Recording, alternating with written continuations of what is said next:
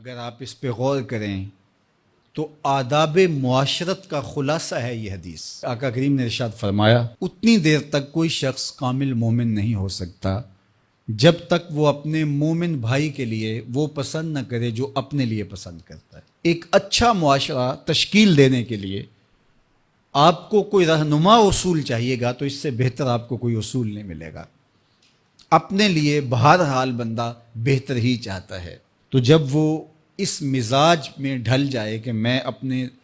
مومن بھائی کے لیے، اپنے معاشرے کے دوسرے افراد کے لیے بھی وہی چاہوں گا، تو پھر مجھے بتاؤ کہ معاشرے کے اندر پھیلتی ہوئی روحانی بیماریاں،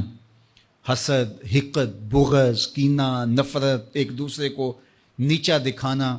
تکبر، رعونت، غرور، یہ ساری چیزیں یہ کہیں آپ کو نظر بھی نہیں آئیں۔ صرف اسی حدیث کو اپنا امام بنا لیا جائے اور اپنا منشور حیات مان لیا جائے۔ محمد بن حنفیہ رضی اللہ تعالیٰ عنہ حضرت علی المرتضیٰ رضی اللہ تعالیٰ عنہ کے فرزند ہیں، لیکن حضرت سیدہ فاطمہ الزہرا سلام اللہ علیہا سے نہیں ہیں، اور حضرت امام حسن رضی اللہ تعالیٰ عنہ حضور علیہ الصلوۃ والسلام کے نواسے، تو بھائی آپس میں، تو دونوں میں کسی معاملے میں شکر رنجی ہو جاتی ہے۔ شکر رنجی جس رنج میں مٹھاس ہو، شکر ہو، میٹھی ناراضگی، کوئی بغض حسد پہ مشتمل ناراضگی نہیں۔ تو حضرت محمد بن حنفیہ ایک دن بیٹھے تو سوچا کہ وہ میرے عمر میں بھی بڑے بھائی ہیں، اور پھر دوسری بات یہ ہے کہ وہ رسول خدا کی بیٹی کے بیٹے ہیں،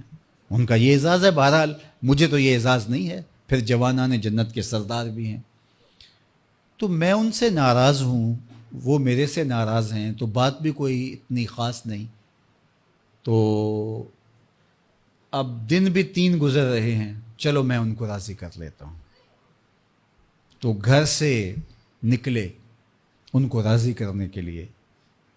تو واپس آ گئے راستے سے، کاغذ لیا اور اس کے اوپر اپنے بھائی کے نام مکتوب لکھا کہ میں آپ کو راضی کرنے کے لیے گھر سے نکلا تھا، لیکن راستے میں مجھے حضور علیہ السلام کا فرمان یاد آیا کہ جب 2 مومن بھائی آپس میں کسی معاملے میں الجھ جائیں، ناراض ہو جائیں، تو جو صلح میں پہل کرے گا وہ جنت میں بھی پہلے جائے گا، تو میں تو یہ گوارا نہیں کرتا کہ آپ سے پہلے جاؤں، تو میں ناراض ہوں، آپ آئیں اور مجھے منائیں۔ تو حضرت امام حسن نے خط پڑھا اور مسکرانے لگے، اور آپ تیزی کے ساتھ تشریف لائے اور اپنے بھائی کو کہا اچھا مان جاؤ پھر، تو وہ مننے کے لیے تو پہلے ہی تیار تھے نا۔ تو جب آپ اپنے مومن بھائی کے لیے وہ پسند کریں گے جو اپنے لیے پسند کرتے ہیں، تو پھر زندگی گزارنے کا مزہ آنے لگے گا۔ نفس روکتا ہے یہ چیز میرے پاس ہے اس کے پاس نہ ہو، یہ اعزاز میرے پاس ہے اس کے پاس نہ ہو، اور اس کی ایک اپنی لذت ہے اور وہ مادی لذت ہے، اور ایک ہے باطن کی، روح کی لذت۔ تو روح کی لذت نفس کی لذت سے کہیں زیادہ اور کہیں دیر پا اور کہیں مختلف ہے۔ اس لیے جب آپ قربانی دیتے ہیں، ایثار کرتے ہیں یا کسی کو ترجیح دیتے ہیں، تو اس کی جو روحانی لذت ہے، آپ کو بھوک لگی ہوئی ہے، تو آپ کو ایک روٹی مل گئی ہے، تو آپ کو ایک ایسا شخص نظر آیا جو آپ سے بھی زیادہ بھوکا ہے، اور آپ کسی نمائش کے لیے نہیں، محض اللہ کے رضا کے لیے اس کو روٹی دے کر کے دیکھیں، خود بھوک کاٹ کے دیکھیں، وہ مرغن کھانوں میں سرور نہیں آئے گا جو اس بھوک میں لطف آپ کو آئے گا۔ تو حضور علیہ السلام کا یہ فرمان اپنے عمل کا حصہ بنا لیں، اور اپنے بھائیوں سے، جو خونی رشتے سے جڑے ہوئے بھائی ہیں، وہاں سے شروع ہو کر کے پورے معاشرے کے اندر اس کا عملی نفاذ کریں۔ آپ کو اتنا سرور آئے گا اور باطن میں اتنا نور آئے گا،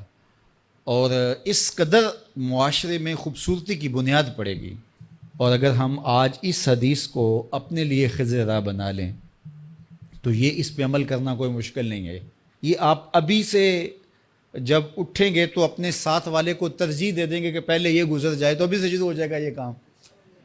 تو یہ آپ گھر میں اپنے بچوں کے ساتھ، اپنی بیوی کے ساتھ، روزمرہ کی زندگی میں جہاں ملازمت کر رہے ہیں، کاروبار کر رہے ہیں، جن دوستوں کے ساتھ کھیل رہے ہیں حتیٰ کہ، تو یہ وہ چیز ہے کہ اس کا آغاز عمل سے پہلے سوچوں سے شروع ہو جاتا ہے کہ آپ کسی کے لیے اچھا سوچنا شروع کرتے ہیں. جو اپنے لیے سوچتے ہیں وہ اپنے بھائی کے لیے بھی سوچیں. ہمارے بزرگ فرمایا کرتے تھے کہ کسی کے ساتھ دوستی کا ایک حق یہ بھی ہے کہ اس کی آخرت کے لیے سوچا جائے کہ یہ میرا دوست ہے تو دنیا میں میرے ساتھ ہے تو حشر میں بھی جنت میں میرے ساتھ ہو. تو اس کی ہدایت کے لیے اگر ہم نماز نہیں پڑھتا تو اس کو نماز کی طرف لے کر آئیں. اگر اس کے معاملات کے اندر خرابیاں ہیں تو ان کو دور کرنے کی کوشش کریں اور اس کو آہستہ آہستہ اچھائی کا خوگر بنا لیں.